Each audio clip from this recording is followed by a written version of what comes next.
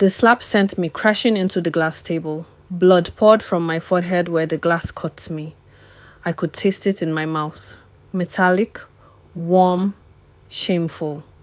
"You stupid goat," Zainab screamed, standing over me in a 2 million naira Versace robe. "You broke my mother's favorite vase. Do you know how much that cost? Do you know how irreplaceable it is?" I touched my bleeding forehead with shaking hands. "I'm sorry, Zainab. I'm so sorry.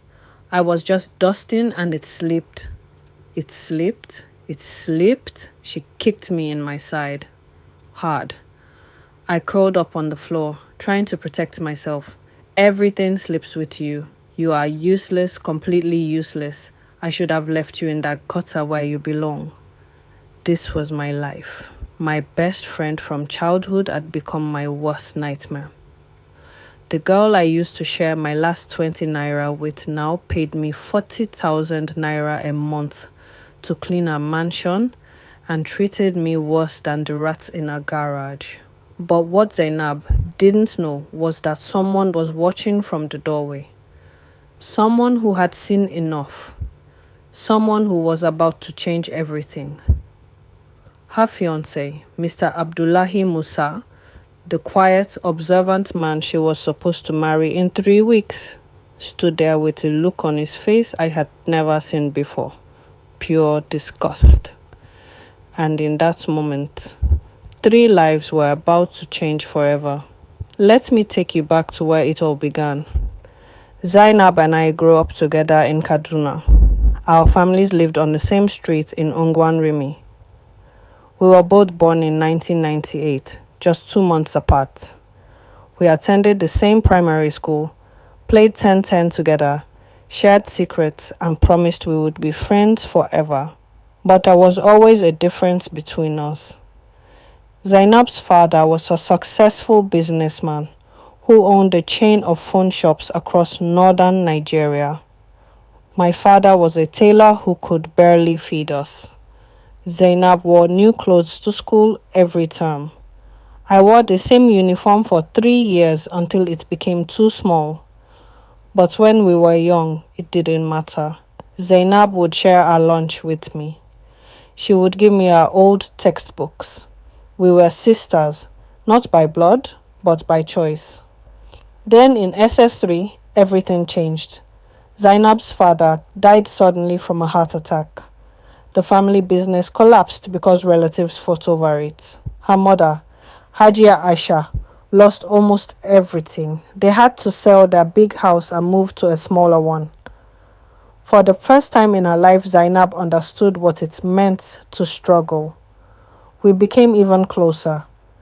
My family shared what little we had with them. When Zainab couldn't pay for JAMB form, my mother, God rest her soul, gave her the money from her small savings. "We take care of each other," Mama said. "That's what community means." Zainab cried and hugged my mother. "Thank you, Mama Hawa. I will never forget this. When I become successful, I will pay you back 1,000 times." We both wrote JAMB. I failed. Zainab passed and got admission to study business administration at Ahmadu Bello University, Zaria. I stayed in Kaduna, helping my father in his tailoring shop while trying to save money to rewrite JAMB. Then, in Zainab's second year, her luck changed. She met a man at a conference in Abuja, a wealthy business tycoon from Kano named Alhaji Musa. He fell in love with her beauty and her intelligence. He sponsored the rest of her education. He bought her a car. He rented her a nice apartment in Zaria. When she graduated, Alhaji Musa introduced her to his son, Abdullahi. Abdullahi was 32, tall, quiet, and very successful. He ran his father's import and export business in Lagos. Within 6 months, they were engaged. Zainab's life had changed completely, from struggling to wealthy, from nothing to everything. Meanwhile, my life got worse. My father died in 2022. Mama died 6 months later. They said it was grief. I was left alone with my younger brother, Ibrahim, who was still in secondary school. I had no money, no job, no hope. That was when Zainab called me. Hawa, my sister. I heard about your mother. I'm so sorry. Where are you now? Still in Kaduna. Still struggling. Come to Lagos. Come and stay with me. I'll help you. I cried with relief. My childhood friend was going to save me. But when I got to Lagos, I realized help meant something very different to Zainab. The mansion was in Lekki Phase 1. 7 bedrooms, swimming pool, cinema room, gym, garden. It was like something from a Nollywood movie. This is beautiful, Zainab, I said when I first arrived. You've really made it. She smiled, but it was a different kind of smile. Cold. Yes, I have. And you're still the same struggling Hawa? The words stung, but I ignored them. Maybe she was just stating facts. So where will I stay? I asked. There's a small room in the boys' quarters. You'll stay there. Boys' quarters? But Zainab, we used to share a room. Can't I stay in one of the guest rooms inside? She laughed. Hawa, don't be ridiculous. Those rooms are for guests, important guests. Not for people like you. People like me? You know what I mean. Look, I'm helping you, okay? I'm giving you a place to stay, but you need to work for it. Nothing is free in this life. Work? What kind of work? Cleaning, cooking, basic housework. I'll pay you 40,000 naira a month. That's very generous. I was confused. But Zainab, I thought you said you were helping me. I thought I am helping you. I'm giving you a job. Do you know how many people in Lagos are jobless? You should be grateful. I swallowed my pride. I had nowhere else to go. Ibrahim's school fees needed to be paid. I needed money for food, for transport, for everything. Okay, I said quietly. Thank you. Good, you start tomorrow. Wake up at 5 a.m. I want breakfast ready by 7 a.m. And Hawa? She moved closer to me. Don't embarrass me. My fiancé and his family don't know we used to be friends. As far as they're concerned, you're just my housemaid. Understood? You want me to pretend we're not friends? We're not friends anymore, Hawa. We're employer and employee. The sooner you accept that, the better. That night, I cried in my small room in the boys' quarters. The girl I grew up with, the girl I shared everything with, had become a stranger. But I had no choice. I stayed. The abuse started slowly, then became worse. At first, it was just harsh words. Hawa, this food is tasteless. Did you forget how to cook? Or are you just naturally incompetent? Hawa, you missed a spot on the floor. Are you blind? Hawa, don't sit on my furniture. You might dirty it with your poverty.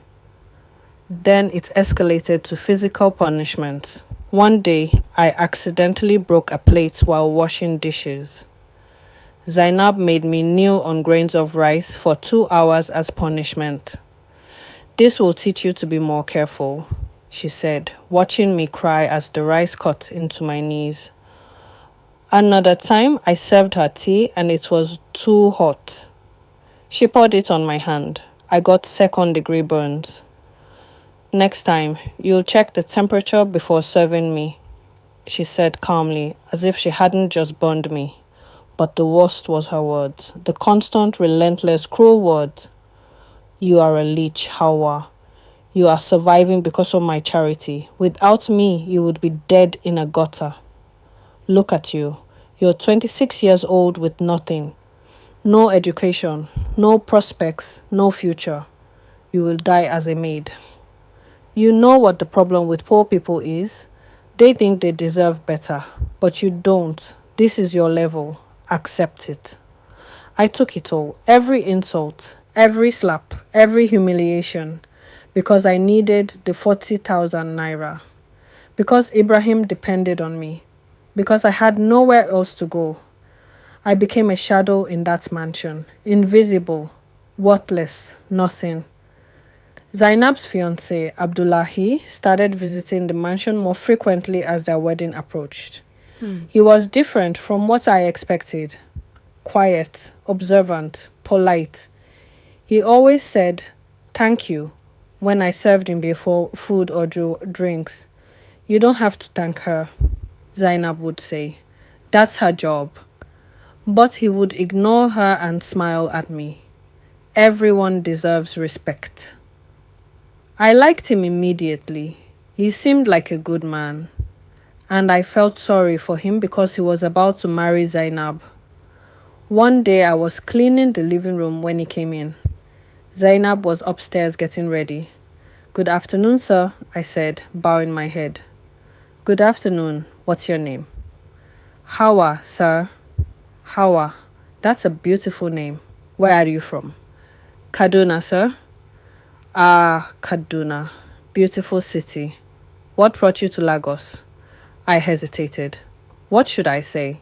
That his fiancée used to be my best friend but now treated me like garbage? "I came for work, sir." He nodded slowly, studying my face. "How long have you worked for Zainab?" 8 months, sir." "And how does she treat you?"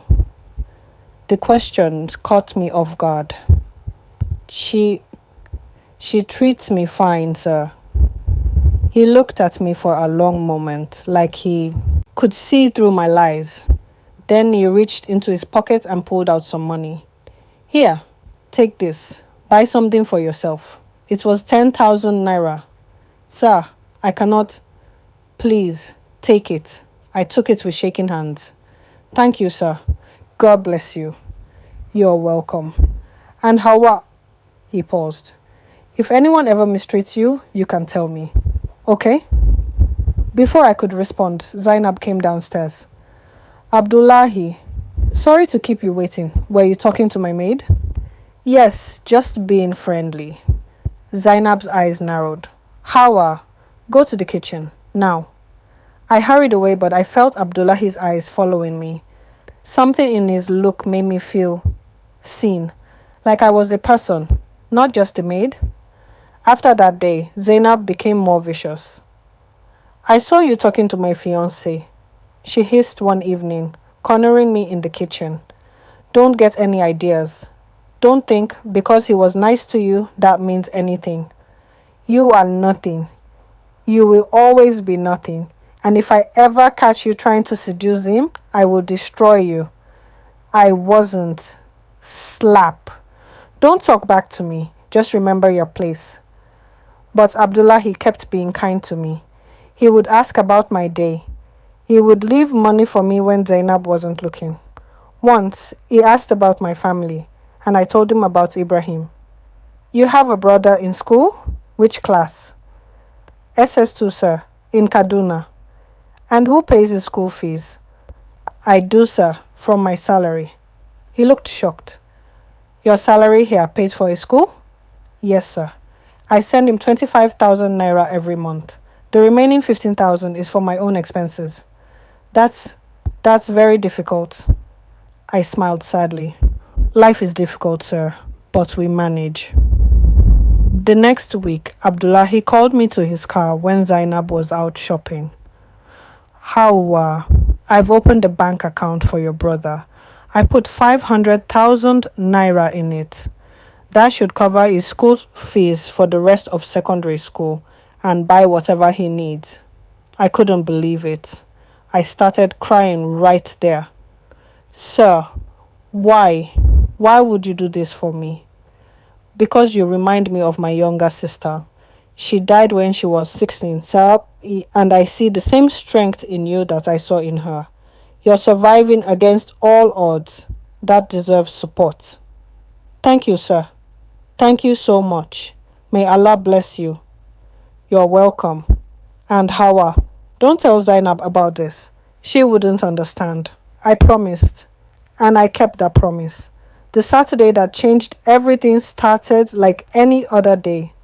I woke up at 5 a.m., prepared breakfast, cleaned the house, washed clothes, ironed, cooked lunch. By 2 p.m., I was exhausted. Abdullahi came to visit. He and Zainab were in the living room discussing wedding plans. Hawa, Zainab called.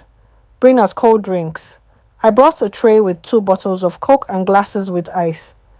As I was serving, my hand shook. I was so tired. And a little ice fell on Zainab's dress. Everything went silent. You clumsy idiot, Zainab screamed, jumping up. You poured ice on my 500,000 naira. Dress. I'm sorry, Ma. It was an accident. She slapped me so hard I fell down. The tray crashed to the floor, glass shattering everywhere. Sorry? Sorry. You are always sorry, but you never change. You are useless. Completely useless. She grabbed my hair and started dragging me across the glass. I felt the pieces cutting my arms, my legs. Zainab, stop, Abdullah's voice. Shut up. This doesn't concern you. This stupid girl needs to learn a lesson. She kicked me in my stomach. Once, twice, 3 times. I couldn't breathe. I was crying, bleeding, begging. Please, Zainab, please stop. I'm sorry. You're sorry. You're always sorry. You know what your problem is. You're a leech, a parasite. You came to my house with nothing. I gave you a job. I gave you a place to stay. And this is how you repay me? By being incompetent, by embarrassing me in front of my fiancé? She picked up a wooden spoon from the side table and raised it to hit me again, but Abdullahi's hand caught her wrist. That's enough, he said quietly. Too quietly. Let go of me. This is my house. This is my maid. I can discipline her however I want. Discipline. He released her wrist and looked at her like he was seeing her for the first time. This isn't discipline. This is abuse. This is cruelty. This is evil. Evil? Have you gone mad? She ruined my dress. It was ice, Zainab. Ice. It will dry. But what you just did to that girl. He pointed at me, still lying on the floor, bleeding. That won't heal easily. I can't believe you're taking her side over mine. I'm your fiancé. Not anymore. The words hung in the air like smoke. What did you say? I said not anymore. I can't marry you, Zainab. Not after what I just saw. Not after what I've been seeing for months. You've been seeing. What have you been seeing? Everything. I've seen how you treat her. I've seen the bruises you try to hide. I've heard the insults. I've watched you become more and more cruel. And I kept quiet because I thought maybe I was imagining things. Maybe you had your reasons. But today, you showed me exactly who you are. And I can't marry someone with so much hate in their heart. Zainab's face turned red. You're breaking up with me over a maid, over this nobody. I'm breaking up with you because you're not the woman I thought you were. The woman I fell in love with was kind, humble, and compassionate. But that woman doesn't exist, does she? Or maybe she never existed. Get out, Zainab said coldly. Get out of my house. Gladly.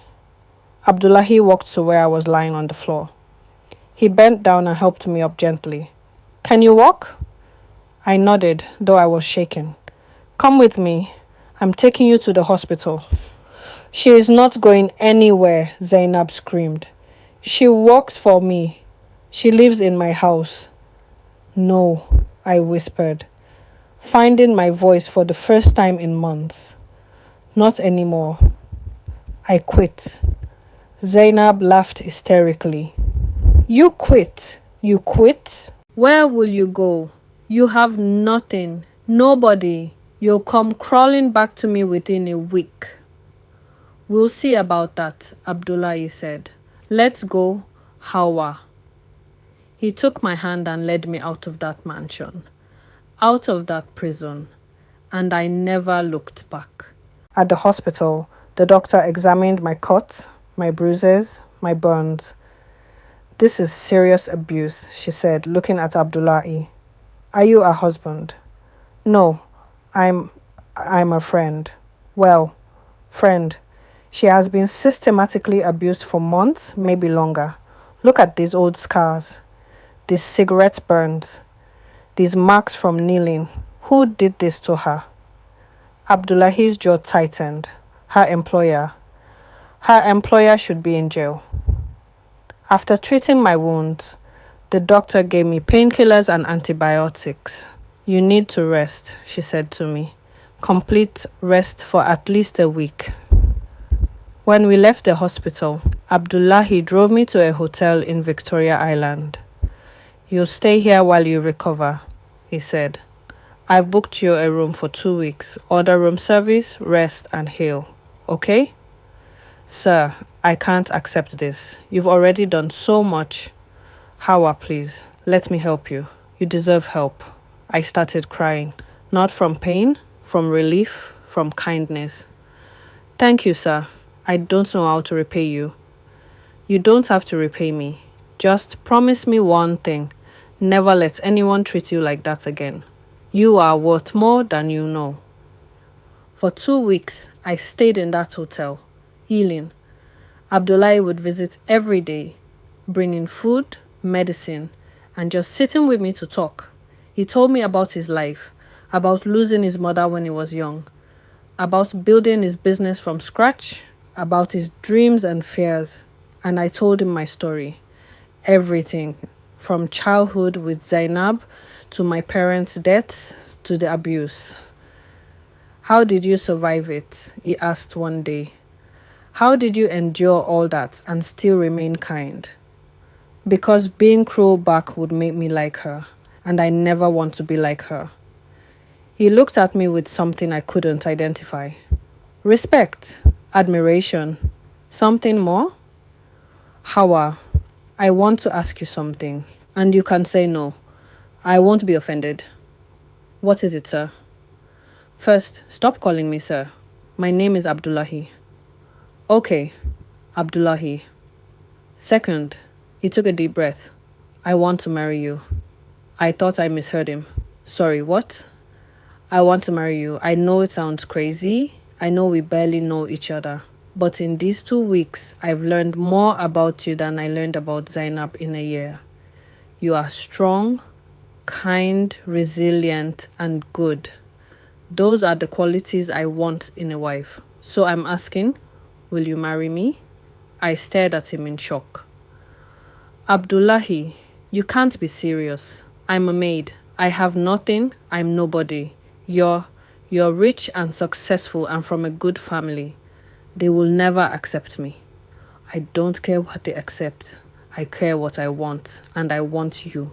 But Zainab showed me who she really is. Someone who kicks people when they're down. Someone who betrayed her childhood friend for what? Ego? Pride? That's not love. That's not who I want to spend my life with. This is too much, too fast. I can't." "Then don't answer now. Think about it. Take your time. But Hawa, I'm serious. I want to build a life with you." I needed time to think. This was all too much. I spent 3 days thinking about Abdullahi's proposal. Was this real? Could a man like him really want to marry someone like me? Or was this pity? But every day he visited, I saw something in his eyes. Something genuine. Something pure. And I realized something important. Abdullahi saw me. The real me. Not the maid, not the poor girl, but me, Hawa. With dreams, thoughts, feelings, what? Zainab had looked at me and seen trash. Abdullahi looked at me and saw treasure. On the 4th day, I called him. "Abdullahi, I have an answer to your question." "And?" "Yes, I will marry you." The silence on the other end lasted so long I thought the call had dropped. Then I heard him laugh. A joyful, relieved, beautiful laugh. You just made me the happiest man in Lagos. Thank you, Hawa. Thank you. Abdullahi's family was shocked when he brought me home to Kano. This is the girl you want to marry? His father, Alhaji Musa, asked. But what about Zainab? We already paid our bride price. Zainab and I are over. I'm marrying Hawa. She's from a good family in Kaduna. She's respectful, kind, and she will make a good wife. But her background doesn't matter. Her character does. It took time. But eventually his family accepted me. Especially after they met me and saw I was polite, well-mannered, and genuinely loved their son. We got married 3 months later in a simple but beautiful ceremony in Kano. Ibrahim came from Kaduna, so happy and proud of his sister. You deserve this, Hawa, he whispered at the wedding. After everything you've suffered, you deserve happiness. I cried and hugged him. We both deserve better, and we're going to have it now. You might think the story ends here. But there's one more chapter. 6 months after our wedding, I was at the salon in Victoria Island when I saw her. Zainab. She looked terrible. Her hair was rough. Her clothes were cheap. She had lost weight, but not in a good way. In a, I can't afford to eat properly way. She saw me and froze. I could have walked past her. I could have pretended I didn't see her. But something made me stop. Hello, Zainab. She looked at me with shock, then with hatred. So it's true. You really married him. Yes. You stole my fiancé. You witch. You came to my house as my friend and you seduced my man. People in the salon were staring now. Zainab, I didn't steal anyone. Abdullahi left you because of how you treated me. How you treated everyone. He saw who you really are. And who am I? Tell me, since you know so much. You're someone who forgot where she came from. You forgot that my mother gave you money when you had nothing. You forgot that we shared everything as children. You became rich and it turned you into a monster. Her eyes filled with tears. You don't know what I've been through. After Abdullahi left me, everyone abandoned me. His family demanded their money back. My other suitors disappeared. I have nothing now. Nothing. And you have everything that should have been mine. I have everything I earned through surviving your abuse. And Zainab, I didn't come here to gloat. I actually feel sorry for you. Sorry? You feel sorry for me? Yes, because you had a good heart once, I remember. You are my best friend. We promised to always take care of each other. But somewhere along the way, you forgot that kindness is more valuable than money.